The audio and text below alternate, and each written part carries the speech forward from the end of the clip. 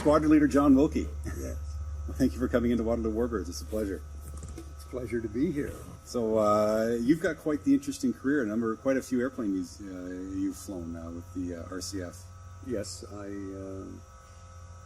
would have liked to have flown more of the fighters, but I got a lot of flying, a lot of types with. Starting with my training, if you want to go back to... Yeah, let's start with square one. At that time, we started in the Chipmunk at Centralia in Ontario. What year was that? 56. Okay, so you got in 1956. Okay. And my flying training actually started in 57. Okay. We went from there to Moose Jaw, where we flew the Harvards for about 8 months, something like that. It was a pretty wild beast for a young kid. I bet. But did you ever ground loop it? No, I didn't. Okay. Fortunately, well, yeah. I ran it off the end of the runway a couple of times. Oh, okay, okay. Well, that's interesting. But they never seemed to worry about that too much. They were like, "Yeah, we got more." Yeah. And then from there, at that time, the progression was to the T-Bird, which became my airplane. Over my career, that was the airplane that I felt I really owned. It was fun switching from the Harvard to the jet. It seemed so much easier to control. And these things would have been brand new when you switched it too. We were flying pretty low numbers. Oh wow, okay. 100s and 200s. So the first time you came in, we first met. Interestingly enough, we came to your attention last Remembrance Day, I believe. If memory serves me correct. That's right. Yes. I saw your flyby. That's right. I was absolutely amazed and excited. Yeah, and as a T-Bird you flew. You've flown this airplane. That's fantastic. So, if memory serves me correct me if I'm wrong, because I remember getting the email from you. You were at the memorial service at the Woodlawn Cemetery in Guelph. That's right. Okay, I'm from Guelph, and I remember that day quite well because I was here, and I told the guys, I'm like, hey, make sure you fly over Woodlawn Cemetery because they always do a lone service there. So I'm really odd that's how you came to know us. And I remember you got your email, and then you came in for a little visit, and you brought your logbook, and turns out you did fly 577 RT Bird in I don't remember what year was it. Was it 1960s? No, I can't remember that either. Well, we got your logbook here. I'm sure we can find it out, but definitely in the 60s. You had one flight in 577. Yeah. So that's a pretty cool experience. Yes, and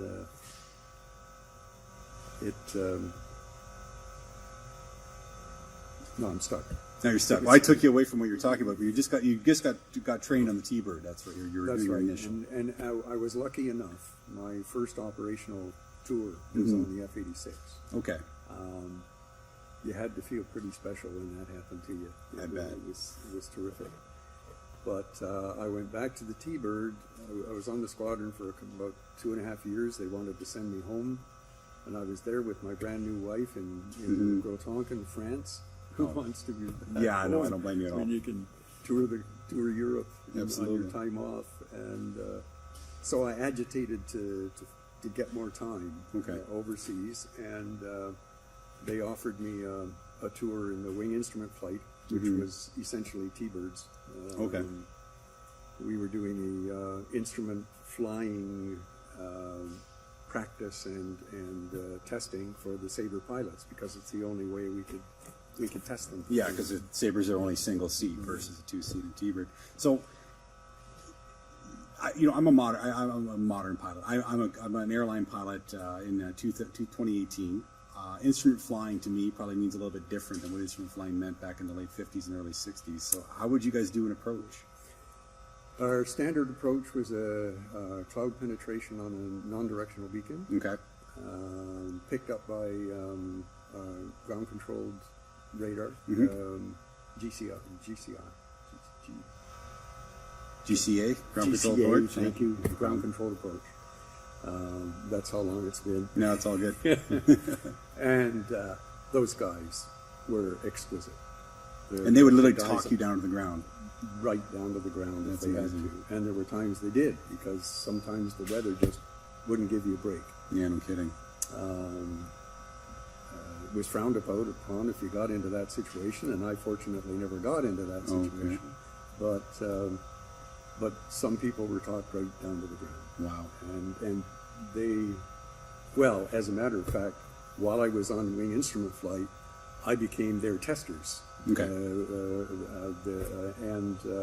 You couldn't fool me.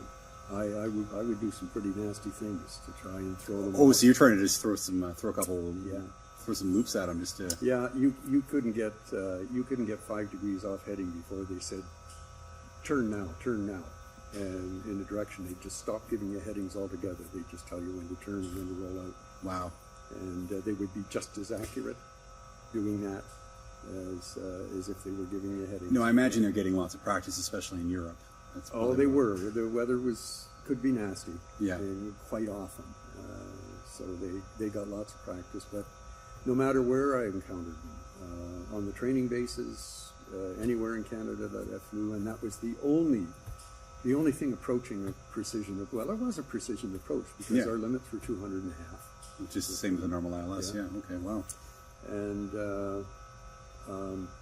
they never let you down. It was incredibly good approach system.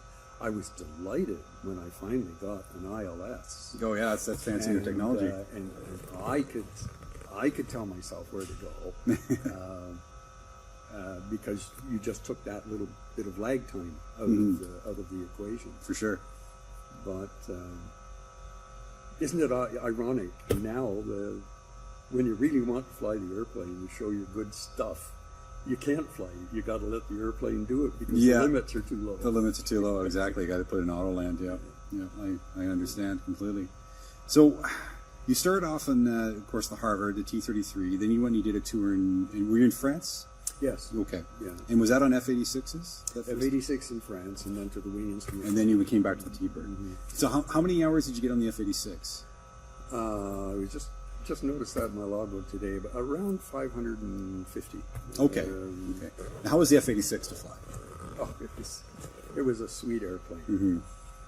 I have to admit, I never felt the love for it that I got to feel for the T-Bird. Well, just seeing you walking around the T-Bird, the love you feel for this airplane is very, very evident. It's wonderful to see, but yeah, I get that. For my time and the time in my career, it was just exquisite flying an F-86. Oh, for sure. We used to think of ourselves as the cock of the walk. Of course. It was. And especially because you're flying the Canadair F-86, which had more thrust. That's right. We knew we were better than any other F-86 in the air. Yeah, that's awesome. And if we flew it right, we were better than most of the other airplanes around. Although there were some good matches to us. What was a good match? Hunter, the Hawk Hunter. Okay. Yeah. And the French Mystère was I can't remember the number now, but the particular Mystère we were matched up against was a pretty good airplane. We would exchange visits, and I loved the Sabre, but there was the wing on the Mystère didn't have a bump on it. It was incredibly smooth. Now, my understanding, I have friends who flew F-86s and Starfighters, etc. back in those days, and the airspace over Europe was a lot different than it is now. Now it's insanely busy. Yeah. But my understanding was it was quite empty except for military traffic. I sure hope it was. Because you guys got we used to air fight from 40,000 feet down to, don't tell anybody, the ground. Okay, just forget you heard that, okay, guys? So were you guys would go up and just hunt other nations or your own buddies and Well, we were pitted against each other. The radar controllers for their practice would set up engagements, and one radar controller would be trying to outfox another radar controller, and a lot of them were stolen from the Sabre pilot group. Okay. To do the job. So you had actual pilots acting as a radar controller. So they would have that the fighter pilot instinct, so to speak. Okay, that's fair. That's fascinating. And it showed up. You could tell the ones that were really aggressive. Yeah. Knew what they were, how they were going to make this thing work. Okay. Bring you out of the sun and all that kind of stuff. And, Okay. and the idea was they bring you together and you fight. Now, we had accidents. Of course. We had a lot of accidents, and every so often an edict came out that there wasn't going to be any more air fighting. But it usually went by the wayside after a while. Well, you guys are all young guys, full of piss and vinegar, and That's want to put your stamp on the world. They could tell us one thing. You just go do it anyways. So, I'm sure you've pretty much had a mock battle against pretty much all the Allies at one point. I'm sure. Yeah, in retrospect, I don't consider myself a very good fighter. I was very careful with the airplane. I used to get a little bit angry because the really aggressive drivers would just. The Sabre had a low tailplane, and as soon as you got into the stall, it started to judder, and so you could spend a lot of time just in a juddering state, and it didn't do the airframe a lot of good. Okay. But at the same time, we were supposed to be aggressive. I took the tack that I would be as smooth as I could, and if I didn't win the day, well, that was it. You at least bring the airplane home. Yeah. Yeah. But and that's what got us into trouble when we were shooting. I was talking about the yaw string on the T-bird, wishing we had a yaw string on the Sabre, but it would have been useless because we couldn't see it anyway. There was nothing out Of front course, to see. but that's because the airplane could have been a little bit bent or something like that from all the. And if you had the yaw, if you could have known that you were yawing without looking inside the airplane, I'm sure we could have all got better scores. Oh wow! Okay. In our flag shooting, which was what we were all in the flying business for. Of course. To get scores on flags. Of course. So, how many years were you on squadron in France? I would say I was about 2.5 years on squadron, and then about 1.5 years in the instrument flight after. So I got 4 years over there, a little better than 4 years. That's which awesome. Was exceptional. How was living in Europe at the time? You must have been able to travel around quite freely. It was fun. Yeah. We spent a lot of our free time chasing around after Formula One race cars, events across Germany and Belgium. That sounds terrible. It was awful. It was hard to take. Hard to think. Yeah. Probably drank a little bit of wine too. Probably. Yeah. Good man. Good man. And they were a little freer. I remember a friend of mine who flew during the day saying that he would be able to gas up the F-86 and go up to London or something for a weekend. Did you ever be able to do that? We were. It was. We were encouraged to do that. It was considered all part of our training. Of course. In fact, when I was flying the T-bird, I was talking about the fellow that we tumbled together. We flew a T-bird up to Norway and spent about 6 days up there on an exchange with their school. It wasn't a problem for us, but the school we were exchanging with was on summer holidays. Oh, damn! So we had more parties than we had flying. Oh, that's horrible. Yeah, that's your tax dollars at work. Again, it was hard to take. That's fantastic. And during your flying, did you ever have any? Obviously, you're flying close to the border. Do you ever have any encounters with your prospective opponents in the Eastern Bloc or the Soviets? I didn't. No. To be honest, but I can tell you there was one day that I was pretty excited.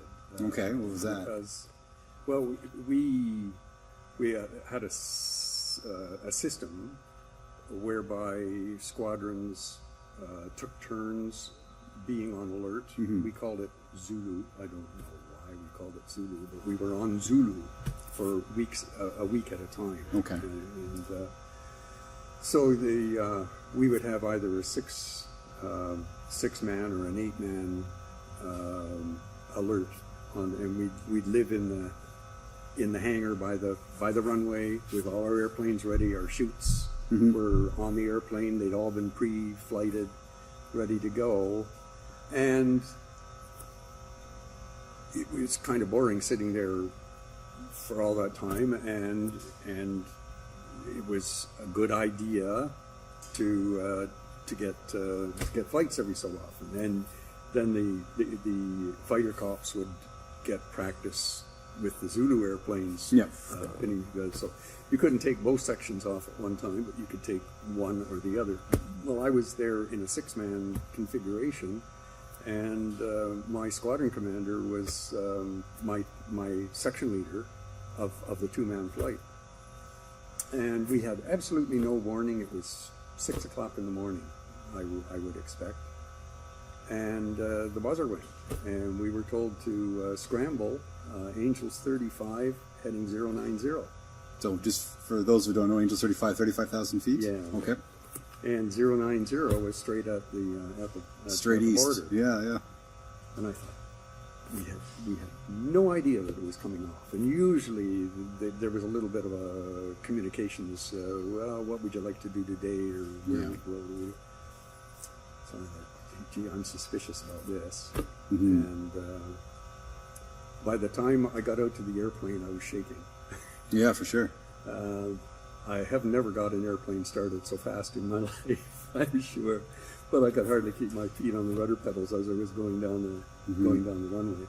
We got up there, we climbed out, and I was settling down as we got going. And it turned out that they had decided to scramble us because the French were having an exercise, and there were about a dozen Mystères milling around over in the eastern Europe, towards the edge. Okay. I think they deliberately done it to put on a little show. Yeah, for the Russians. So we ended up 2 Sabres fighting about 16 Mystères for as long as we had fuel. Turned around and came home. So it turned out to be a Did you guys have a good accounting of yourselves? Put up a good fight. It would be hard to say. Yeah, I guess you can't actually shoot. I didn't have any film. I think my squadron leader might have had some film. Okay. It was pretty good. But as a wingman, I guess I really was better off since nobody was really dying. Yeah, exactly. Not having the film. Do you have any of your old film? Are you ever able to keep that? No. Some of the really the guys that were very good. I think they kept their film. That'd be fascinating to see. It's every so often you see a piece of film come up somewhere on the web, Mm-hmm. and it's awful good fun to look at it. Yeah, probably bring a lot of memories for you. Yeah. Well, that's wonderful.